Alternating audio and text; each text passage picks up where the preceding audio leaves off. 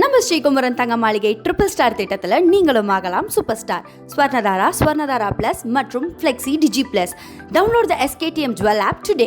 ஊடக சகோதரர்கள் உங்கள் அனைவருக்கும் என்னுடைய அன்பு கலந்த வணக்கத்தை தெரிவித்துக் கொண்டு, தமிழக முதலமைச்சர் திரு ஸ்டாலின் அவர்கள் தன்னுடைய ஆட்சியினுடைய தோல்வியை மறைப்பதற்காக கடந்த 4 ஆண்டுகள், கிட்டத்தட்ட 4.5 ஆண்டுகள் தமிழக மக்கள் சொல்ல முடியாத துயரத்தில் இருந்து கொண்டிருக்கிறார்கள்.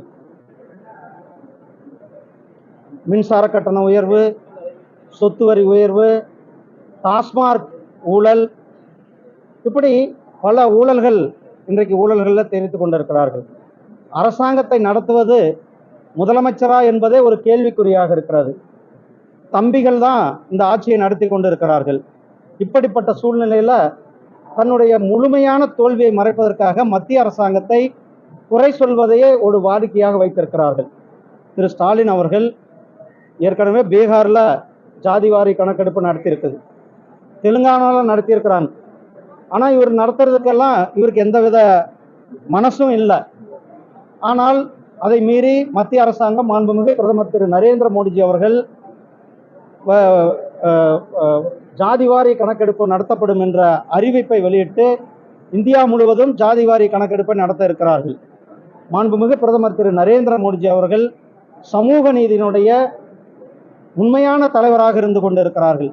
இங்கு போலி சமூக நீதி பேசிக்கொண்டு, போலியாக வேடத்தை போட்டுக்கொண்டு திரு ஸ்டாலின் அவர்கள் மக்களை இல்லாத ஒரு விஷயத்தை திசை மறு சீரமைப்புல இல்லாத ஒரு விஷயம், எங்கேயாவது அந்த விஷயத்த நாம பேசியிருக்குமா?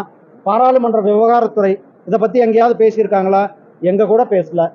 அல்லது பாராளுமன்றத்துல இதை பத்தி ஏதாவது விவாதம் வந்திருக்கிறதா? எங்கேயும் விவாதம் வரல. பிரதமர் அவர்கள் தெளிவாக சொல்லியிருக்கிறார்கள், யாருக்கும் எந்த மாநிலத்திற்கும் பாதகம் இல்லாமல் தொகுதிகள் சீரமைக்கப்படும், மறுசீரமைக்கப்படும் என்று சொல்லியிருக்கிறார்கள். நம்மளுடைய மாண்புமிகு உள்துறை அமைச்சர் அவர்கள் இதே கோயம்புத்தூருக்கு இங்கதான் வந்திருந்தார் 2 மாசத்துக்கு முன்னாடி. நம்மளுடைய கோயம்புத்தூர்ல இருந்து தான் இந்த மறுசீரமைப்பானது யாருக்கும் எந்தவித பாதிப்பும் இல்லாமல் அனைவருக்கும் சமமாக நீதி வழங்குகின்ற மறுசீரமைப்பாக இருக்கும் என்று சொல்லிக்கிட்டு போயிருக்க. நாளைக்கு நம்மளுடைய உள்துறை அமைச்சர் அவர்கள் மதுரைக்கு வர இருக்கிறாங்க.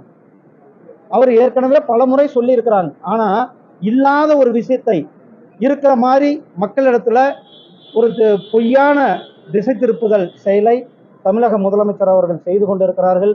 தமிழக முதலமைச்சர் அவர்கள் இந்த மாதிரி விஷயங்கள்ல திசை திருப்புவதை விட்டுவிட்டு இந்த அரசாங்கத்தை, திமுக அரசாங்கத்தை முறையாக நடத்த வேண்டும். அவர் இந்த அரசாங்கமே, நான் ஏற்கனவே சொன்னேன், இந்த அரசாங்கத்தை நடத்துவது ஒரு தம்பிகள் நடத்தி கொண்டு இருக்கிறாங்க. யார் தான் அங்க அதிகார மையம், அல்லது யாருக்கு உத்தரவு கொடுக்கிறார்கள்? அதிகாரிகளுக்கு உத்தரவு கொடுப்பது யார்? இவர்கள் எல்லாம் பவர் சென்டராக எப்படி வந்தார்கள்? இவர்களுக்கும் திமுக குடும்பத்திற்கும் என்ன சம்பந்தம்? அல்லது டாஸ்மார்க்ல மிகப்பெரிய ஒரு ஊழல் நடந்திருக்கிறது. அந்த ஊழல்ல சம்பந்தப்பட்டவர்கள் யார்? அவர்கள் அதிகாரிகளுக்கு உத்தரவு கொடுக்கின்ற அளவுக்கு தம்பிகளினுடைய அந்த தம்பிகளினுடைய செயல்பாடுகள் இருந்து கொண்டிருக்கிறது. இதையெல்லாம் மறைப்பதற்கு திரு ஸ்டாலின் அவர்கள் திட்டமிட்டு இந்த தொகுதி மறுசீரமைப்பு என்ற ஒரு போலியான ஒரு பிம்பத்தை தமிழக மக்கள் மத்தியில் ஒரு பயத்தை உருவாக்குவதாக அவர் நினைத்து கொண்டிருக்கிறார். ஆனால் நம்மளுடைய மாண்புமிகு பிரதமர் திரு நரேந்திர மோடிஜி அவர்கள் உண்மையாக மக்களுக்கு நீதி கொடுக்க வேண்டும், அனைத்து மக்களும் சமமாக இருக்க வேண்டும், யாரும் பாதிக்கப்படாத அளவிற்கு தொகுதியினுடைய மறுசீரமைப்பு இருக்கும் என்பதை சொல்லியிருக்கிறார்கள். டிஜிபி, தமிழக டிஜிபி காவல்துறையில ஒரு அறிக்கை சீருடையோட போடக்கூடாது, சீருடையோட போடக்கூடாது, சமூக வலைதளங்கள்லாம் யூடியூப்ல பேசக்கூடாது அப்படின்னு சொல்லிட்டு. அதாவது காவல்துறை அதிகாரிகள் அந்த அவர்களுடைய ரூல்ஸ், அதாவது அந்த அதிகாரிகளுக்கான கோட் இருக்கிறது, அதை பின்பற்றப்பட வேண்டியது ஒவ்வொருவருடைய கடமை. அதே நேரத்தில் அவர்களுடைய கருத்தை சொல்லுவதில் ஒவ்வொருவருக்கும் கருத்து சொல்லுகின்ற உரிமை இருக்கிறது. நம்ம நாடு அடிப்படை சுதந்திரம், அதாவது கருத்து சொல்வது கருத்துரிமை என்பது அடிப்படை உரிமைகளில் இருக்கிறது, ஃபண்டமெண்டல் ரைட்டில் இருக்கிறது. அதே நேரத்தில் அவர்களுடைய ஃபண்டமெண்டல் ரைட்டை பாதிக்காமையும் இருக்க வேண்டும் என்பது எடப்பாடி பழனிசாமியும் அந்த தொகுதி பரிசீலனை எந்த ஒரு பிரச்சனையும் வரக்கூடாது. அவரே நேரத்தை சொல்லியிருக்காரு, நம்ம எல்லாருமே நம்மளே எப்படி எடுத்துக்கலாம். இல்ல அவரு தெளிவா சொல்லியிருக்கிறார். அதாவது இது இப்போ வந்து அதை பத்தின ஒரு விஷயமே இல்லை. அப்படி இருக்கும் பொழுது இவர் ஏன் திரு ஸ்டாலின் அவர்கள் மக்களை திசை திருப்புகிறார் என்றுதான் அவர் கேள்வி கேட்டுக்கிறார். ஆக வந்து பொதுமக்களை திசை திருப்புகின்ற பணியை தான் ஸ்டாலின் செய்து கொண்டிருக்கிறார் என்பதை நம்மளுடைய மரியாதைக்குரிய அண்ணன் எடப்பாடி அவர்கள் சொல்லியிருக்கிறார்.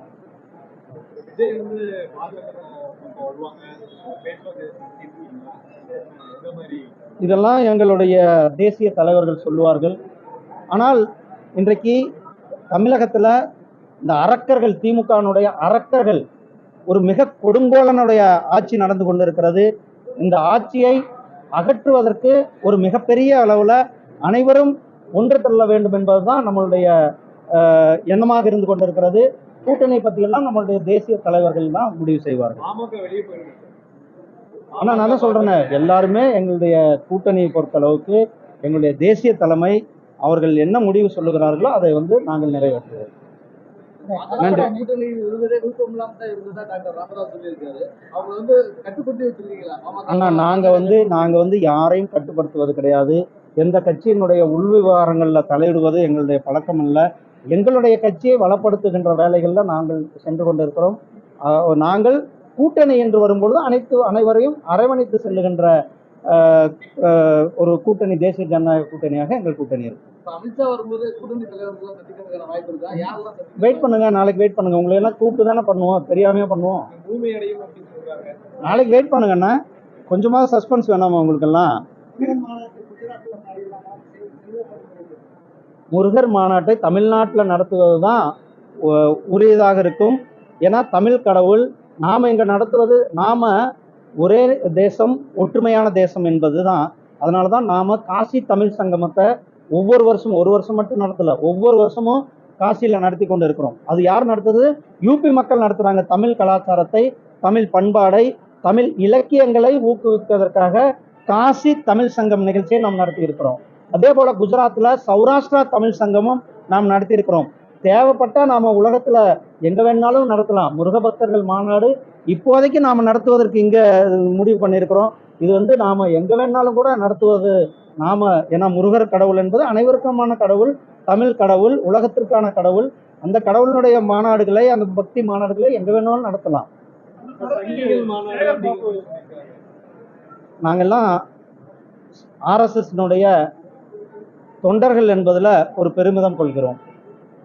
இதுல யாரோ ஒருத்தர் சங்கின்னு சொல்றது, இதையெல்லாம் பத்தியெல்லாம் நாங்கள் கவலைப்பட போறதில்லை.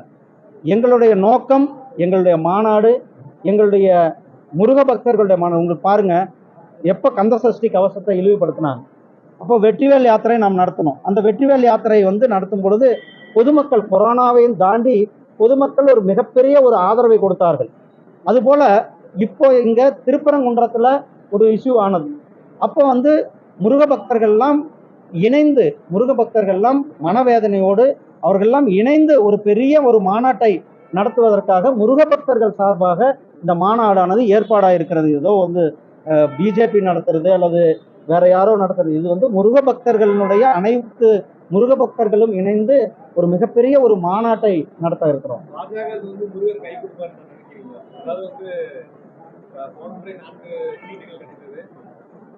முருகருடைய துணை பாரதிய ஜனதா கட்சிக்கு இருக்கிறது, தமிழ்நாட்டுக்கு இருக்கிறது, தமிழ் மக்களுக்கு இருக்கிறது. நன்றி அண்ணா. 4 பேருக்கு ஜாமீன் வழங்குறதுக்கு சிறப்பு போனால் கலப்படம் செய்வது எந்த விதத்திலும் ஏற்றுக்கொள்ள முடியாது. கலப்படம் செய்பவர்கள் கடுமையாக தண்டிக்கப்பட வேண்டும் என்பதுதான் நாம் தொடர்ந்து வலியுறுத்தி இருக்கிறோம். அவர்கள் மேல ஆந்திர அரசாங்கம் நடவடிக்கை எடுத்திருக்கிறது.